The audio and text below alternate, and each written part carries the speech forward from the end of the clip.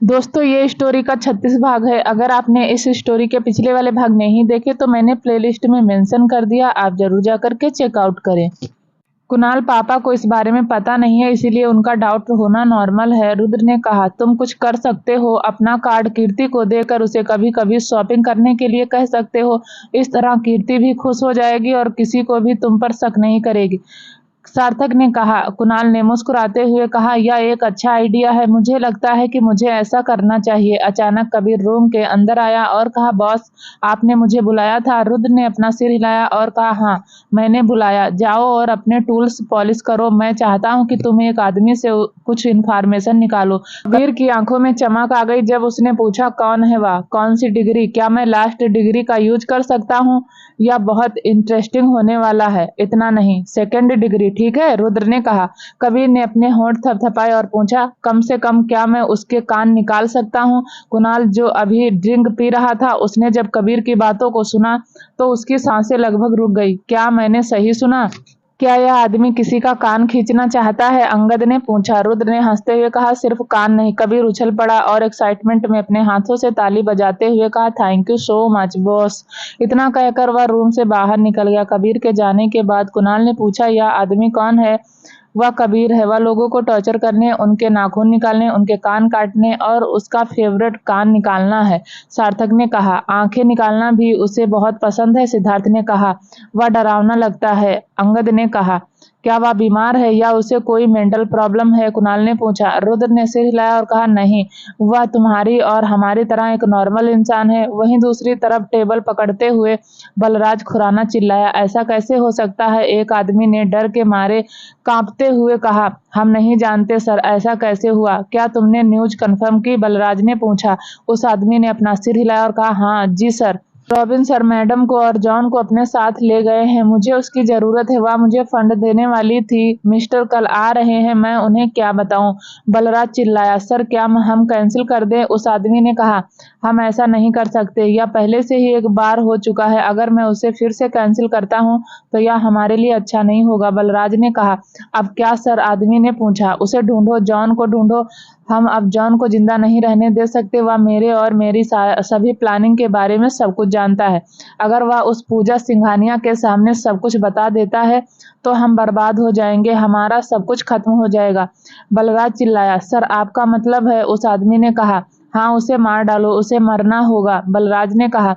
आदमी ने सदमे में अपनी आंखें चौड़ी कर ली। जॉन लगभग 30 साल से बलराज के लिए काम कर रहा था।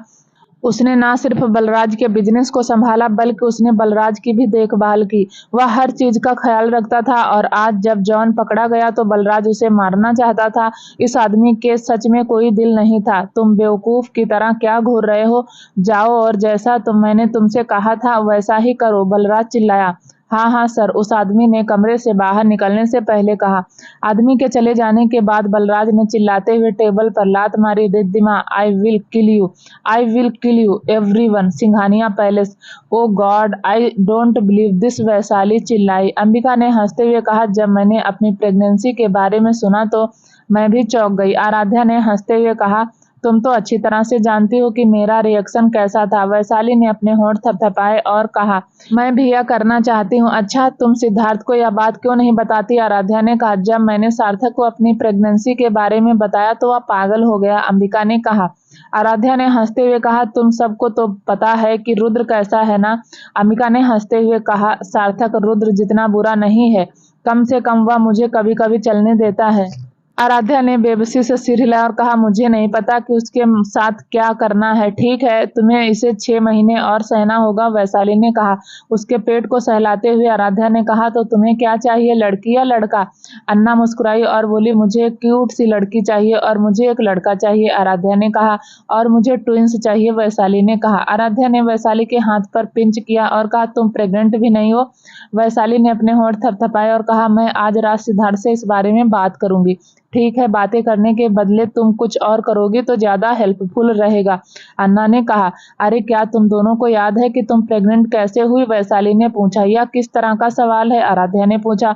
Oh my God, Vaishali stop this, Ambika ने कहा। मैं बस इसलिए पूछ रही थी कि वैशाली ने कहा।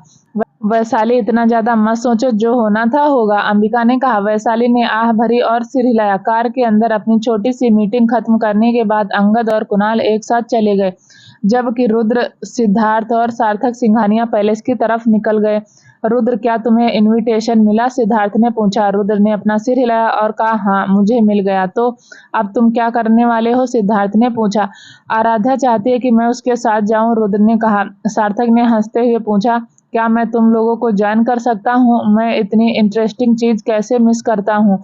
मुझे क्यूरियोसिटी है यह जानने के बाद कि वह अजीब टोपी वाला लड़का उसका हस्बैंड है।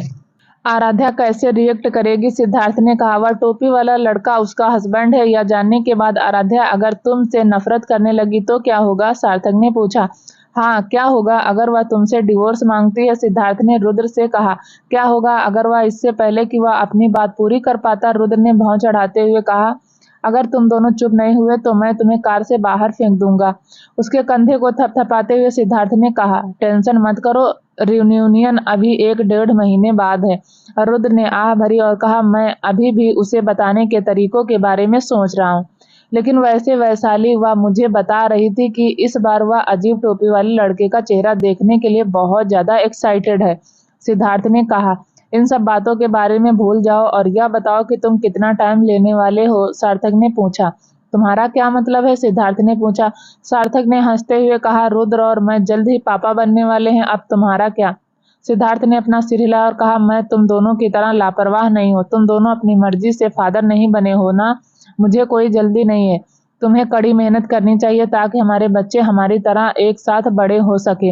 रुद्र ने कहा। हाँ, रुद्र सही कह रहा है, सार्थक ने कहा। सिद्धार्थ ने बेबसी से अपना सिर हिलाया और कहा, मुझे कोई जल्दी नहीं है, हम कुछ टाइम लेंगे। Flexi compound. अंगद और कुणाल फ्लेक्सी कंपाउंड में पहुंचने के बाद अंगद को अमेरिका से कॉल आया, हम बहुत जल्द वापस आ रहे हैं। अंगद ने कहा। क्या हुआ? कुणाल ने पूछा। अंगद के एक्सप्रेशन डार्क हो गए और उसने कहा, वह फिर से। कुणाल ने भौं चढ़ाते हुए कहा, क्या आखिरी सबक उसके लिए पीछे हटने के काफी नहीं था? अंगद ने आह भरते हुए कहा, हो सकता है कि उसने सोचा हो कि अब जब हम यहाँ पर शिफ्ट हो गए हैं तो अमेरिका पर भी हमारा कोई पावर नहीं है। कुणाल ने मुस्कुराते हुए कहा। ठीक है, तो यह उसे दिखाने का टाइम है कि कुछ भी नहीं बदला है, हमें वापस अमेरिका जाना है, अंगद ने कहा। कुणाल ने अपना सिर हिलाया और कहा, भाई रॉबिन के वापस आने के बाद चलते हैं। कीर्ति और टीना के बारे में क्या? अंगद ने पूछा। कुणाल ने अपना सिर हिलाया और कहा, मैं इन सब में कीर्ति को शामिल नहीं करना चाहता। टीना मेरा साथ कभी नहीं छोड़ेगी, इसलिए मुझे उसे ले जाना होगा, अंगद ने कहा। कुणाल ने सिर हिलाया और कहा, मुझे पता है, हमारे जाने से एक दिन पहले मैं उसे मल्होत्रा मेंशन में वापस भेज दूंगा। अंगद ने सिर हिलाया और कहा, ठीक है, चलो ऊपर चलते हैं। लगभग 20 से 21 साल का एक लड़का एक बड़ी कांच की खिड़की के सामने खड़ा था, जिसके हाथ में शराब का गिलास था और वह अपने दुश्मन को हराने के तरीकों के बारे में सोच रहा था। तुम जो सोच रहे हो वह कभी नहीं होगा, सोफे पर बैठे एक लड़के ने कहा। रोहित ने मुस्कुराते हुए कहा, होगा, जरूर होगा, और यही टाइम है कोई एक्शन लेने का। एक गहरी सांस लेते हुए रोहन ने कहा, you are a fool if you thinking that you can the black gang. Table पर गिलास रख कर रोहित ने पूछा, सीरियसली रोहन, तुम इतना क्यों डरते हो? You know how Rihan is right, और तुम्हें यह भी पता है कि अंगद कैसा है। वह दोनों कोल्ड हार्टेड पर्सन उसको मारने के बारे में एक बार भी नहीं सोचेंगे। जो उसके पावर को या फिर उन्हें चीट करने की कोशिश करेगा, और तुम मेरे भाई हो, इसलिए मैं तुम्हें वार्न करने की कोशिश कर रहा हूँ। रोहन ने कहा, तुम्हें पता है कि मैं क्या कर रहा हूँ, मैं इंचार्ज हूँ, इसीलिए तुम्हें मुझे यह बताने की जरूरत नहीं है कि मुझे क्या करना है, रोहित ने कहा। टेबल पर अपना हाथ पटकते हुए रोहन ने कहा, सिर्फ तुम मुझसे सिर्फ 2 मिनट बड़े हो, इसीलिए तुम इंचार्ज नहीं बन सकते। मैं जानता हूँ कि मैं क्या कर रहा हूँ, तुम्हें मुझे बताने की जरूरत नहीं है, और अगर फिर भी तुम्हें कोई प्रॉब्लम है तो तुम बेझिझक गैंग छोड़ सकते हो, रोहित ने कहा। थोड़ी देर के लिए रोहित को घूरते हुए रोहन ने कहा, ठीक है, मैं जा रहा हूँ क्योंकि मैं मरना नहीं चाहता। अगर अंगद नहीं तो रेहान तुम्हें जरूर मारने वाला है। तुम उस खतरनाक आदमी को कमांड कर रहे हो, और पिछले साल उसने जो किया था उसे मत भूलना। हम अभी भी उस अटैक से रिकवर नहीं हुए हैं और तुम फिर से वैसा ही कर रहे हो। प्रॉब्लम क्रिएट करना बंद करो, बस यहाँ से निकल जाओ, रोहित ने गुस्से में कहा। तो अपना कोट उठाकर रोहन वहां से चला गया। रोहन और रोहित दोनों ट्विंस ब्रदर थे जो अंडरवर्ल्ड का भी हिस्सा थे। उनके फादर की डेथ के बाद उन्होंने ही अपनी गैंग को संभाला। उनका गैंग भी बहुत पावरफुल था, लेकिन कुणाल और अंगद के सामने कुछ भी नहीं। रोहित हमेशा खुद को इस गैंग का लीडर मानता था और सभी डिसीजन वही लेता था, बिना रोहन से पूछे। वह हमेशा से अमेरिका पर राज करना चाहता था, लेकिन कुणाल और अंगद के रहते यह पॉसिबल नहीं था। उसने उन दोनों के खिलाफ कई सारी साजिशें रची, लेकिन कोई भी सक्सेसफुल नहीं। और अब जब वह दोनों इंडिया में शिफ्ट हो गए तो उसने सोचा कि यही सही टाइम है। रोहित अच्छी तरह से जानता था कि वह दोनों कितने पावरफुल हैं। मिस्टर ओबराय की मौत के बाद अंगद ओबराय ने पूरे गैंग को संभाला, जो अपने पापा की तरह ही हार्टलेस था। लेकिन सबको पता था कि उनकी सक्सेसफुल होने की वजह अंगद नहीं था। हर कोई जानता था कि असली मास्टरमाइंड रेहान था, जिसके बैकग्राउंड के बारे में किसी को कुछ नहीं पता था। कुछ लोगों ने उसके बैकग्राउंड के बारे में पता लगाने की कोशिश की, लेकिन अनसक्सेसफुल रहे। रोहित के अपोजिट रेहान एक काम और कैलकुलेटिंग पर्सन था, जिसने कभी भी बिना सोचे समझे कुछ नहीं किया।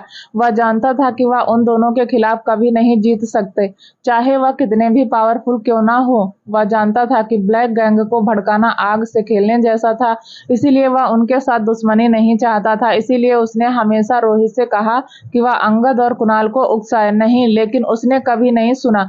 दूसरी तरफ फ्लेक्सी कंपाउंड, जब अंगद और कुणाल अपार्टमेंट के अंदर आए तो टीना ने कहा, कुणाल तुम अपने अपार्टमेंट में क्यों नहीं जाते और चेक करते कि कीर्ति कैसा फील कर रही है। कुणाल ने झटके से अपनी आंखें चौड़ी की और पूछा, उसे क्या हुआ है?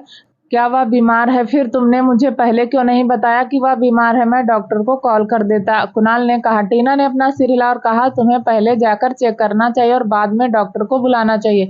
कुणाल ने सिर हिलाया और बिना टाइम वेस्ट किए अपने अपार्टमेंट की ओर दौड़ा। कुणाल के जाने के बाद टीना खिलखिलाकर हंसी और बोली, कुणाल को आज रात बहुत बड़ा गिफ्ट मिलने वाला है। आज कोई बहुत खुश है। अंगद ने उसकी कमर के चारों ओर बाहें लपेटने से पहले कहा, हाँ मैं हूँ, टीना ने कहा। उसके गाल को किस करते हुए अंगद ने पूछा, मुझे मिस किया?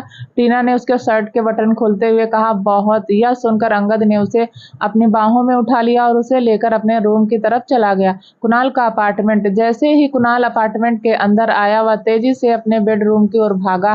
कीर्ति, कुणाल ने दरवाजा को धक्का देते हुए कहा। लेकिन जैसे ही डोर ओपन हुआ, उसने देखा पूरा रूम कैंडल और रोज के पेटल्स से डेकोरेट किया गया था। यह सब देखकर उसकी भौं तन गई। रूम के अंदर कदम रखते ही कुणाल ने दरवाजा बंद कर दिया और कहा, कीर्ति तुम कहाँ हो? कुछ सेकंड बाद कीर्ति बाथरोब पहनकर वॉशरूम से बाहर निकली। काफी देर तक वहां खड़े रहने पर कीर्ति ने गहरी सांस ली और बुदबुदाई, okay Kirti, you can do it. जरा याद करो सिद्धार्थ तुमसे क्या कहा था।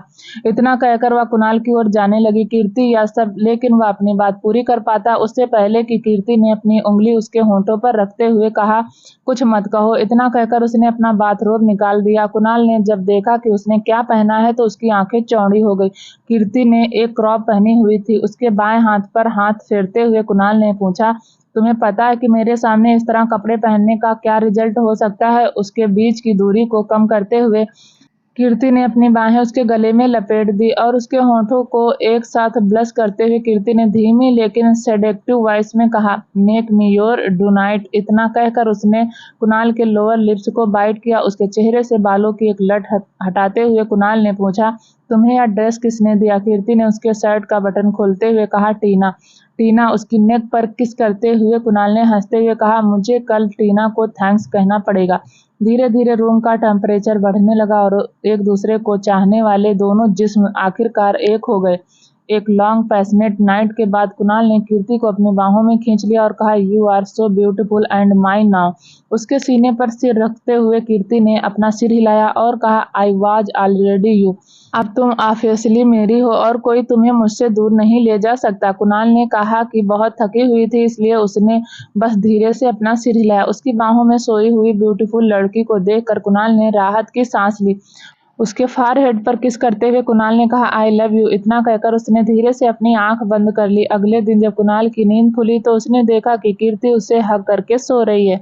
उसके गालों को सहलाते हुए उसने कीर्ति के सर पर किस किया और कहा, गुड मॉर्निंग स्वीट हार्ट। उसके सीने से चिपकते हुए कीर्ति ने कराहते हुए कहा, कुणाल यह सब बंद करो और मुझे सोने दो। कुणाल ने हंसते हुए कहा, अभी दोपहर हो गई है कीर्ति, तुम कब तक सोने का प्लान बना रही हो? यह सुनकर कीर्ति जल्दी से उठी और बोली, ओ गॉड, मुझे टीना के साथ शॉपिंग के लिए जाना था। उसे अपनी तरफ खींचते हुए कुणाल उसके ऊपर आ गया और कहा, तुम शॉपिंग करने नहीं जा रही हो, हम रोमांस करने वाले हैं। उसके सीने पर मारते हुए कीर्ति ने कहा, हम पहले बहुत रोमांस कर चुके हैं, अभी मुझे छोड़ो, मुझे जाना है। कुणाल ने सिर हिलाया और कहा, नहीं, तुम ऐसा नहीं कर सकती, मैं तुम्हें इतनी आसानी से जाने नहीं दूंगा। कीर्ति ने आह भरी और कहा, लेकिन बस थोड़ी देर। कुणाल मुस्कुराया और बोला, लिटरेसी। इतना कहकर वह उसके ऊपर आ गया और बोला, कीर्ति, सच में तुम मुझे पागल बना रही हो। फिर कुछ देर बाद कुणाल ने उसे अपनी ओर खींचते हुए कहा, कुछ देर सो जाओ। कीर्ति बहुत थकी हुई थी, उसने अब बस अपना सिर हिलाया और सो गई। जैसे ही कुणाल अपनी आंखें बंद करने वाला था, उसका फोन बजने लगा तो कुणाल उठाते हुए उसने पूछा, क्या बात है? Good morning my sweet heart friend. मुझे पता है तुम भी अपनी बाहों में सोई हुई उस लड़की को नहीं छोड़ना चाहते हो, लेकिन तुम्हारे ब्रदर इन लॉ ने मुझे कॉल किया था, अंगद ने कहा। उन्होंने क्या कहा? कुणाल ने पूछा। यही कि रॉबिन शाम तक वापस आ जाएगा, इसलिए हमें मीटिंग के लिए जाना है, अंगद ने कहा। कुणाल ने पूछा। यही कि रॉबिन शाम तक वापस आ जाएगा, इसलिए हमें मीटिंग के लिए जाना है, अंगद ने कहा। कुणाल ने अपना सिर हिलाया और कहा, हाँ, और कुछ, हमें कल एक फ्लैट लेना पड़ेगा। रोहित वहां पर ट्रबल क्रिएट कर रहा है और मुझे यह पसंद नहीं, हमें जल्दी से जल्दी उसे रोकना होगा, अंगद ने कहा। ठीक है, टिकट बुक कर लो, हम कल निकल सकते हैं, कीर्ति को कसकर पकड़ते हुए कुणाल ने कहा। अंगद ने आह भरते हुए कहा, हाँ कुणाल, मैं जानता हूं कि तुम कीर्ति को अपने साथ नहीं ले जाना चाहते, लेकिन मुझे नहीं लगता कि तुम्हें उसे यहाँ अकेला छोड़ देना चाहिए। हमें नहीं पता कि हम वहां पर कब तक रहेंगे, इसलिए मुझे लगता है कि तुम्हें उसे अपने साथ ले जाना चाहिए। मैं यह सब नहीं जानता, मैं उसे इन सब में शामिल नहीं करना चाहता, लेकिन मैं उसे अकेला भी नहीं छोड़ना चाहता, कुणाल ने कहा। इतना मत सोचो, मैं उसके लिए भी टिकट बुक कर दूंगा, अंगद ने कहा। कुणाल ने अपना सिर हिलाया और कहा, हाँ, मुझे लगता है कि तुम सही हो और वह पूरे दिन टीना के साथ रह सकती है। हाँ, वह दोनों हाल ही में काफी अच्छी फ्रेंड बन गई है, अंगद ने कहा। हाँ, मुझे खुशी है कि वह फ्रेंड है, वैसे भी मैं तुम्हें सीधे बेस पर मिलूंगा, कुणाल ने कहा। अंगद ने मुस्कुराते हुए कहा, अरे नहीं नहीं, मैं ठीक 4 बजे नीचे तुम्हारा इंतजार करूंगा, कल रात जो हुआ उसके बारे में हमें डिस्कस करना है, ओके, कुणाल ने फोन काटने से पहले कहा। फिर कीर्ति के गाल को सहलाते हुए कुणाल ने पूछा, क्या तुम मुझसे नफरत करोगी जब तुम्हें पता चलेगा कि असल में मैं कौन हूँ? इतना कहकर उसने उसके सर पर किस किया। कुछ मिनटों बाद कीर्ति ने अपनी आंखें खोली और कुणाल को घूरने लगी। वह कुणाल के किए गए सवालों को समझने की कोशिश कर रही थी, लेकिन फिर उसने अपनी आंखें बंद कर ली क्योंकि उसके पास कोई जवाब नहीं था। लेकिन अपने ख्यालों को दूर हटाते हुए कीर्ति एक बार फिर कुणाल से लिपट कर सो गई। बाद में शाम को जब वह नींद से जागी तो उसने देखा कुणाल कहीं पर भी नहीं है। वह मुस्कुराई, जिस पर लिखा था। तभी उसने साइड टेबल पर जूस का गिलास देखा तो वह मुस्कुराई, जिस पर लिखा था, लेजी कैट, उठ जाओ और यह जूस पी लो, मैं जल्द से जल्द वापस आ जाऊंगा। टीना के यहाँ जाओ और कुछ खाओ, आई लव यू। जूस पीने के बाद कीर्ति बेड से नीचे उतरने लगी तो वह दर्द से करा उठी। डैम यू कुणाल, कीर्ति ने कहा और फिर वॉशरूम के अंदर चली गई। टीना का अपार्टमेंट। उसे कॉफी देते हुए टीना ने कहा, यह लो।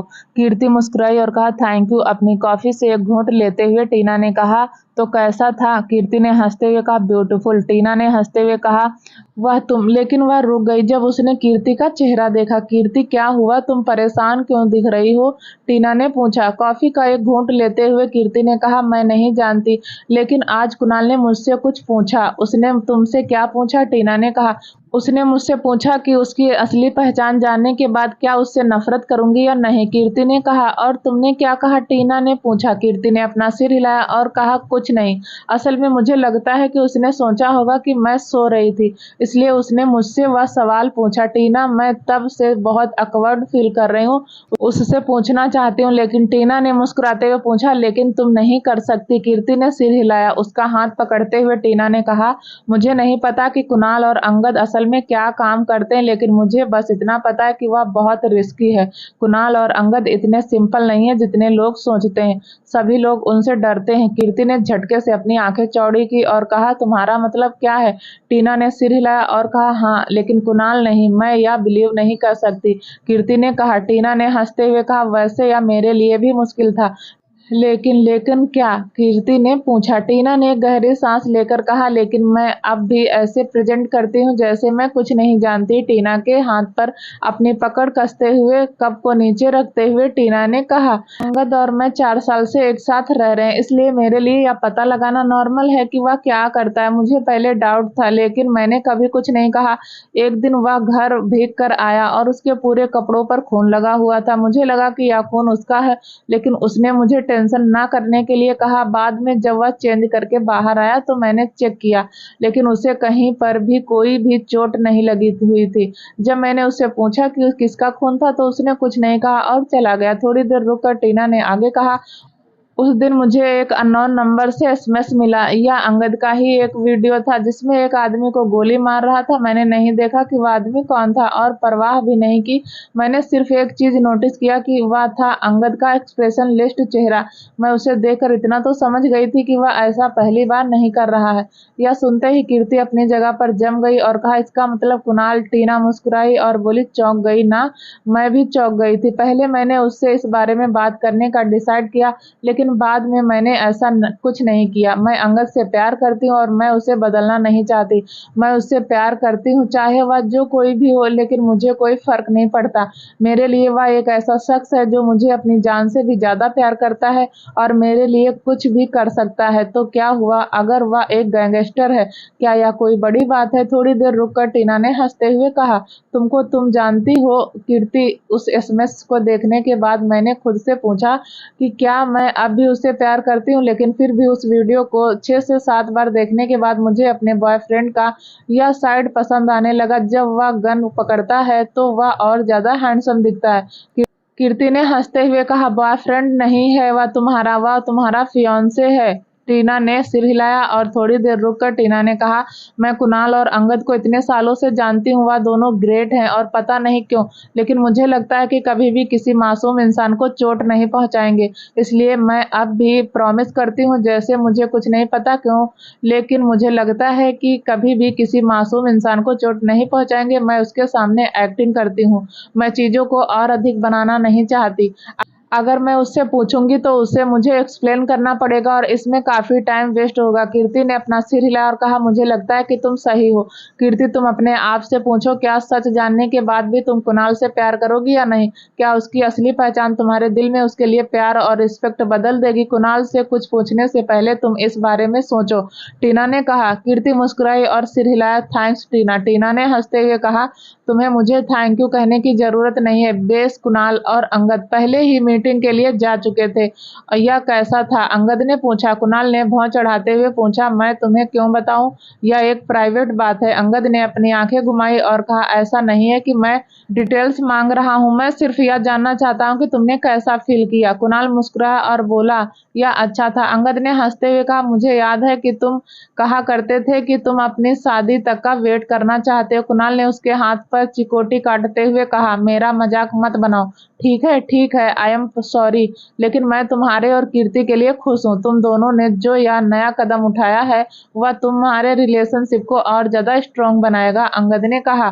कुणाल ने मुस्कुराते हुए कहा, हाँ, मैं अब उसे और ज्यादा अट्रैक्ट फील करता हूँ। मेरा मतलब है कि यह एक अलग फीलिंग है। तुम्हें पता है, मुझे ऐसे लगता है कि वह अब पूरी तरह से मेरी है। It's and wonderful feeling, right? Angad ने पूछा। कुणाल ने सिर हिलाया और कहा, हाँ, मैंने टिकट बुक करा लिया है। क्या तुमने कीर्ति को इस बारे में बताया?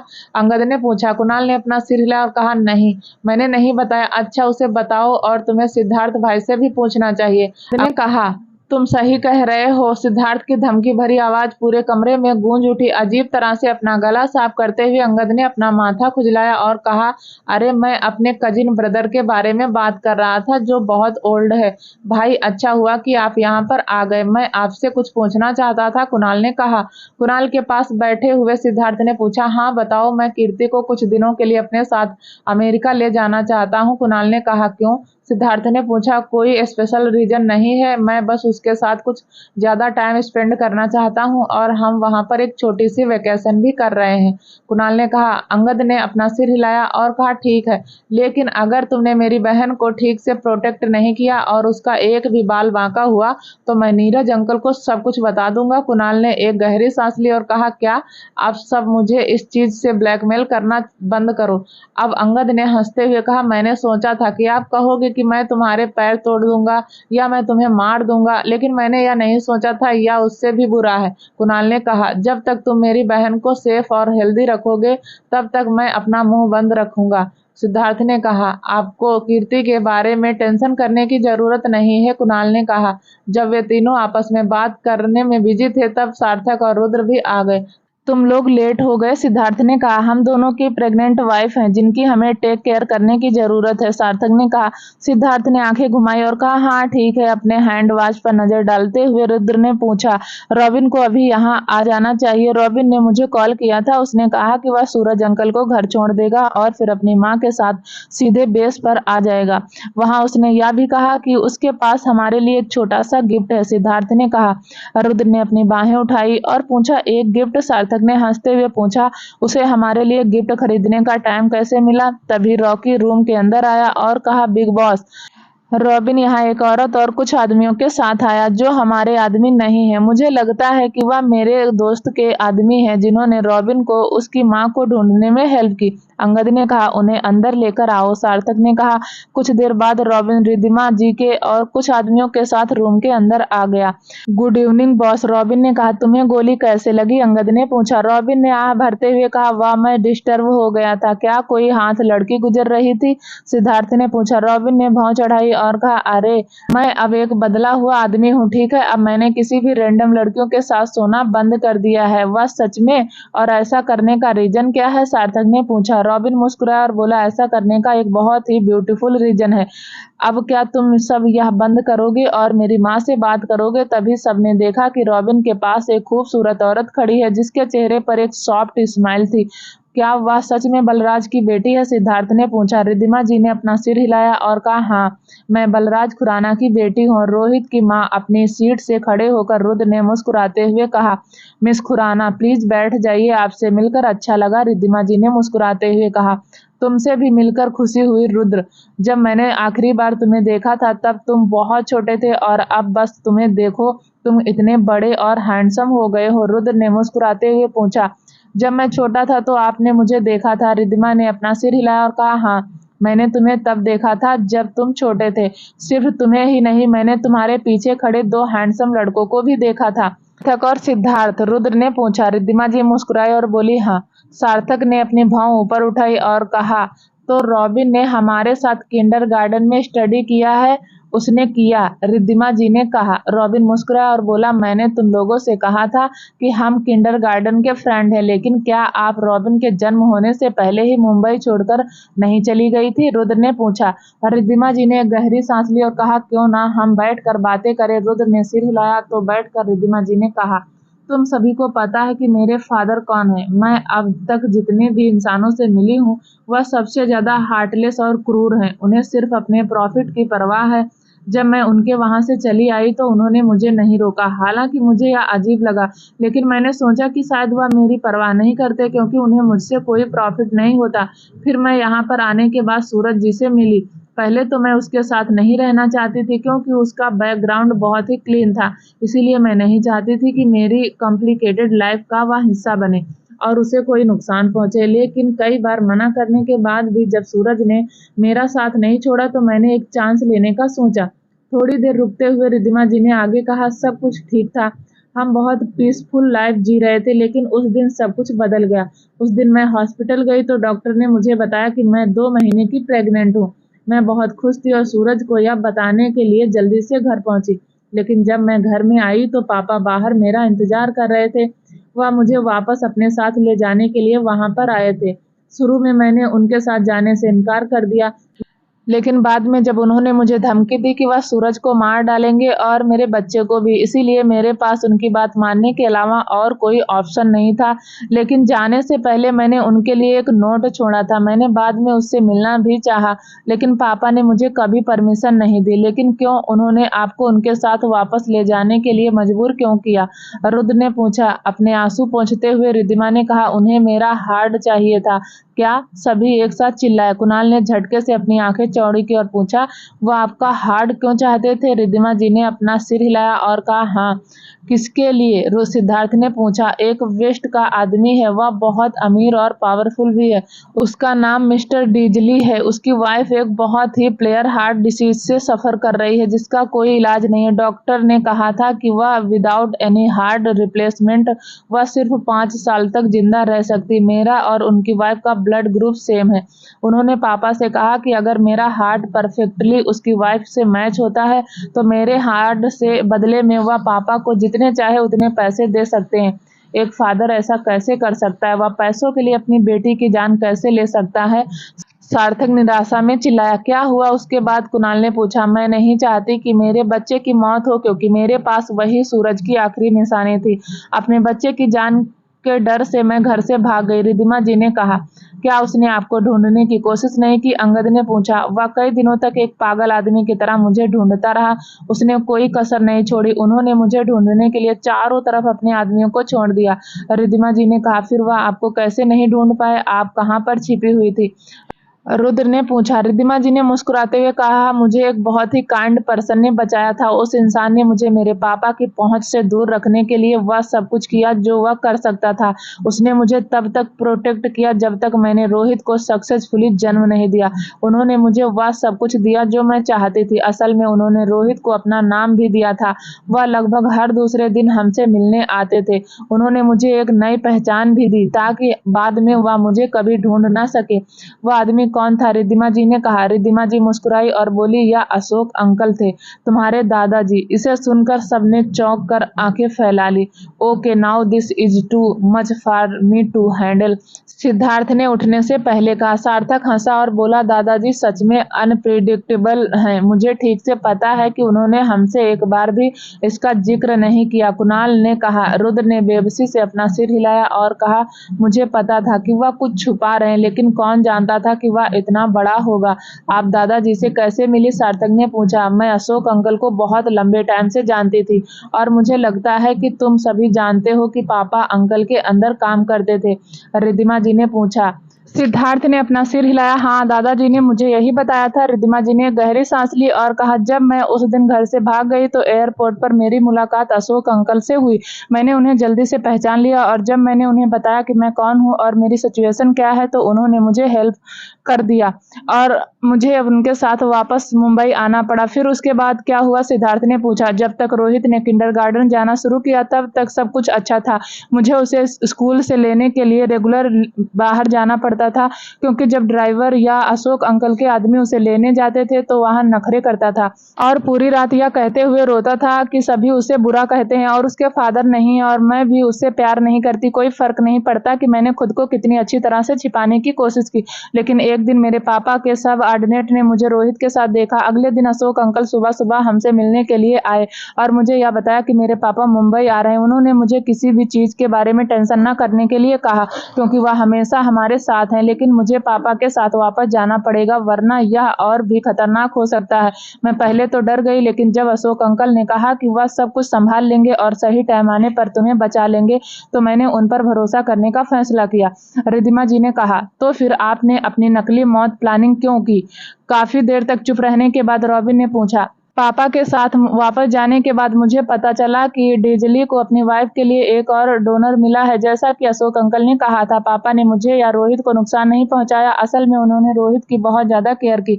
लेकिन जब रोहित 9 साल का हुआ, सब कुछ बदल गया। मिस्टर डेजली की वाइफ की बॉडी ने न्यू हार्ट को एक्सेप्ट करना बंद कर दिया और उन्हें फिर से कार्डियक प्रॉब्लम का सामना करना पड़ा।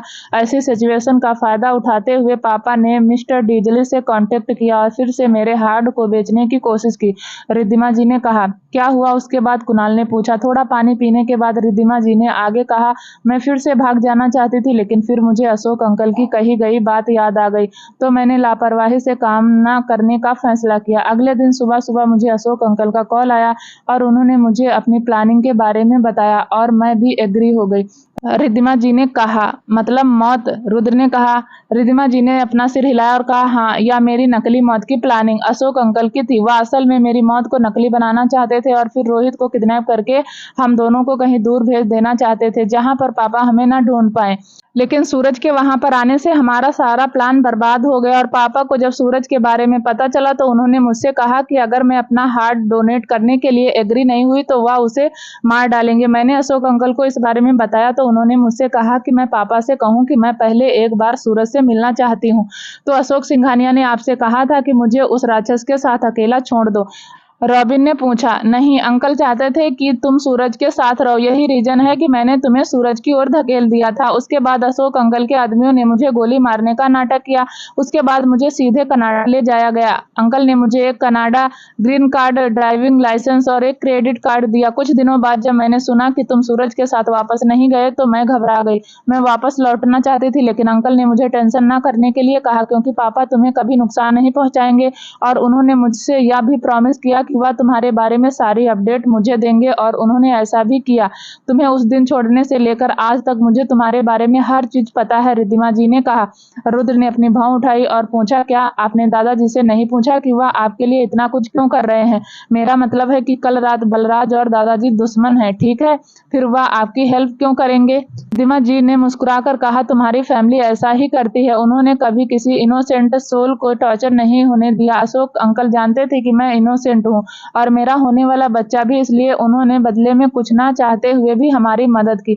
हाँ, सिंघानिया फैमिली ऐसी ही है। हाँ, वह लोग अंडरवर्ल्ड का हिस्सा जरूर थे, लेकिन कभी भी उन्होंने किसी भी इनोसेंट पर्सन को चोट नहीं पहुंचाई और ना ही किसी इलीगल वर्क को सपोर्ट किया। लेट्स मेक सेंस, सार्थक ने कहा। रुद्र ने अपना सिर हिलाया और कहा, हाँ, लेकिन क्या आपको पता है कि बलराज खुराना आपको फिर से क्यों पकड़ना चाहते हैं? रिद्धिमा जी ने अपना सिर हिलाया और कहा, मुझे नहीं पता। बलराज खुराना के बारे में आप और क्या जानती हैं? सिद्धार्थ ने पूछा। मुझे लगता है कि यह इन्फॉर्मेशन आज के लिए काफी है। रिद्धिमा जी थकी हुई लग रही हैं।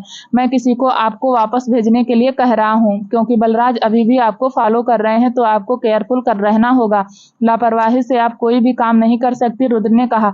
मैं सब कुछ संभाल लूंगा, रॉबिन ने कहा। रुद्र ने अपना सिर हिलाया और कहा, गुड, अब तुम अपनी माँ को ले जाओ और जल्दी से यहाँ पर वापस आओ ताकि हम कुछ और बातों पर डिस्कस कर सके। रॉबिन ने सीट से उठकर कहा, चलो चलते हैं। जाने से पहले रिद्धिमा जी ने कहा, रुद्र, क्या तुम अशोक अंकल को यह बता सकते हो कि मैं वापस आ गई हूँ? हम जल्दी वापस आ गए थे, इसलिए मैं उन्हें इन्फॉर्म नहीं कर पाई। रुद्र मुस्कुराया और कहा, बेशक मैं करूंगा। बेस के बाहर काले सूट पहने एक आदमी की ओर इशारा करते हुए रॉबिन ने कहा, वह आपको घर ले जाएगा। आपको अपना टाइम पापा के साथ स्पेंड करना चाहिए। अब से किसी भी चीज की टेंशन मत कीजिए, मैं सब कुछ संभाल लूंगा। बस पापा के साथ अपने रिलेशनशिप को और ज्यादा स्ट्रांग बनाने की कोशिश करना। रिद्धिमा जी ने कहा, आपको कुछ भी कहने की जरूरत नहीं, मैं आपसे शाम को घर पर मिलूंगा, रॉबिन ने कहा। रिद्धिमा जी ने सिर हिलाया और चली गई। अंदर आई कांट बिलीव दिस, सार्थक ने कहा। सिद्धार्थ ने सिर हिलाया और कहा, वाह, और क्या छिपा रहे हैं? रुद्र ने बेबसी से अपना सिर हिलाया और कहा, दादाजी ने नहीं चाहते कि हमें पता चले कि कुछ साल पहले उनके और बलराज के बीच में क्या हुआ था, इसीलिए वह इसे छिपाने की पूरी कोशिश कर रहे हैं। हो सकता है कि वह हमें शामिल किए बिना खुद ही बलराज से निपटने की प्लानिंग कर रहे हो, कुणाल ने कहा। रुद्र ने अपना सिर हिलाया और कहा, हाँ, मुझे भी ऐसा ही लगता है। मैं आज रात उनसे बात करूंगा। हाँ यार, तुम्हें करना चाहिए। अगर हम बलराज के बारे में सब कुछ जान गए तो हमारे लिए उसे हैंडल करना आसान हो जाएगा, सार्थक ने कहा।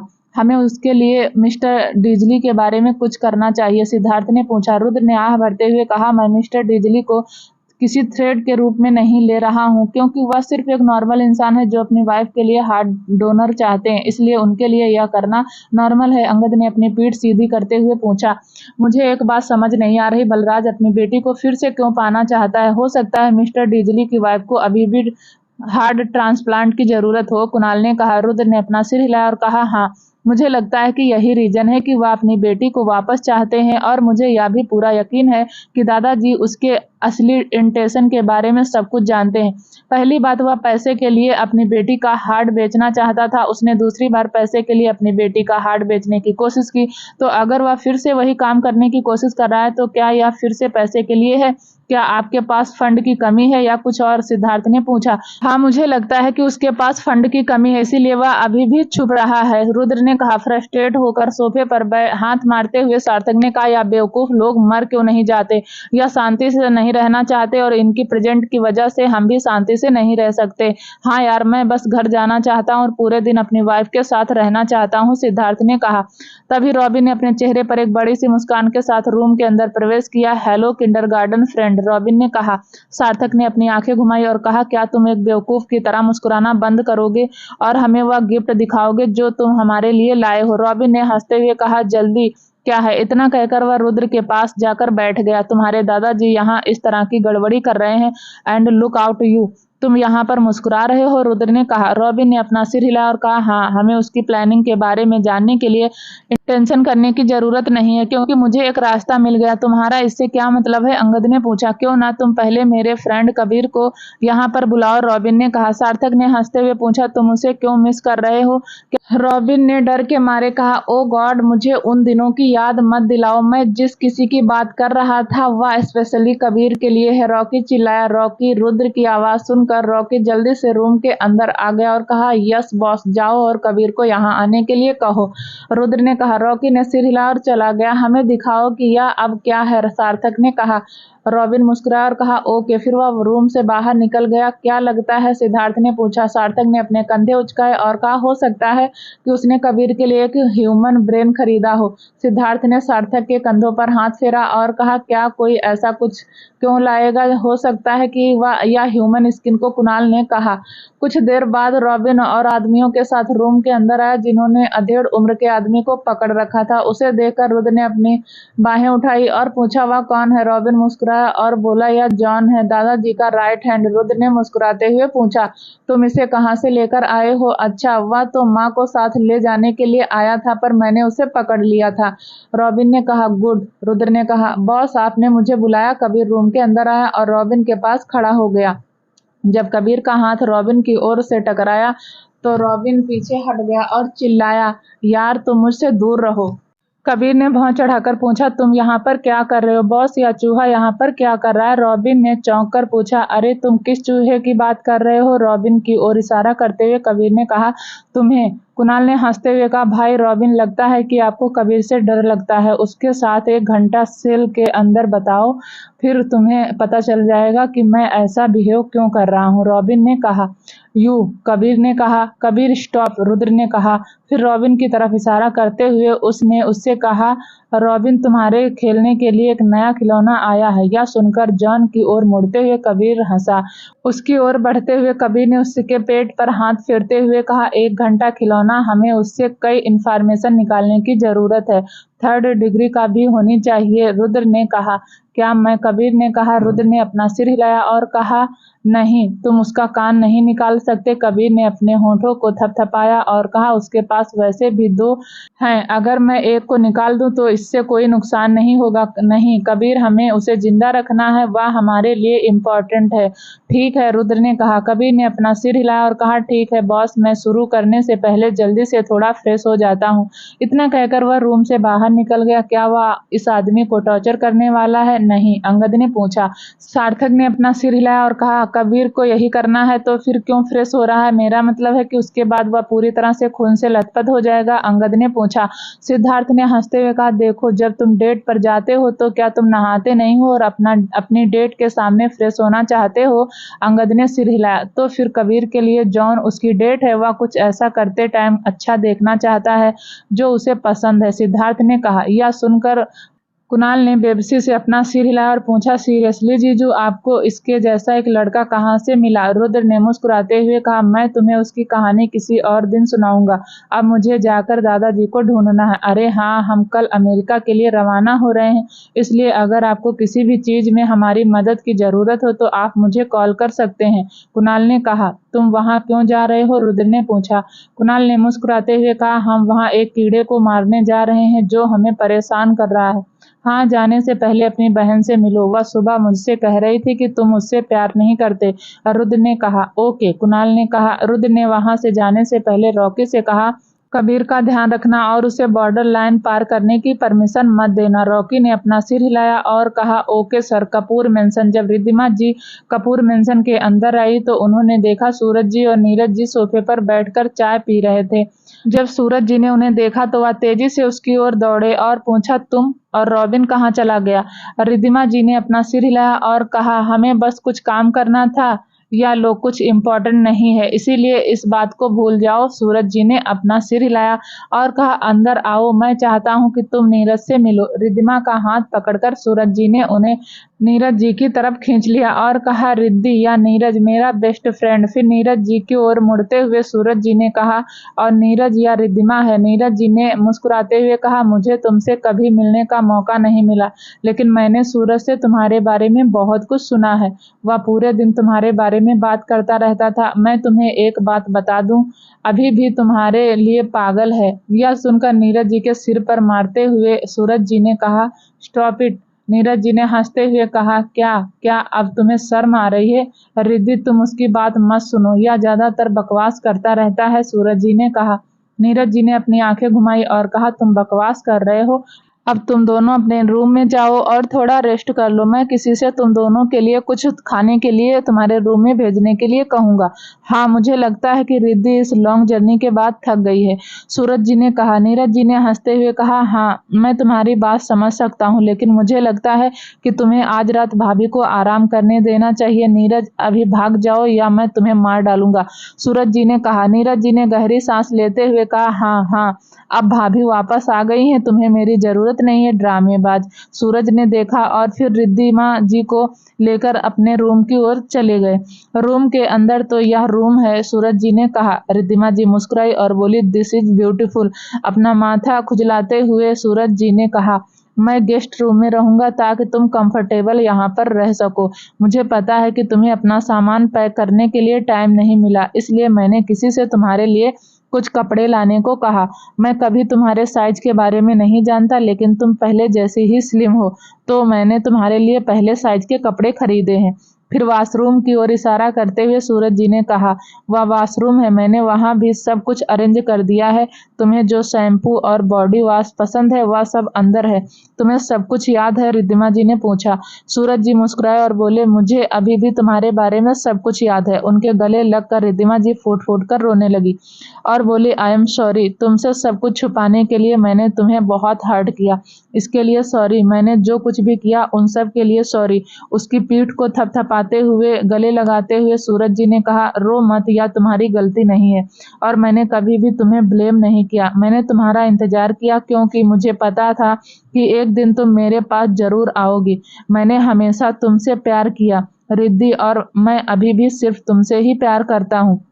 मैं भी तुमसे बहुत प्यार करती हूँ।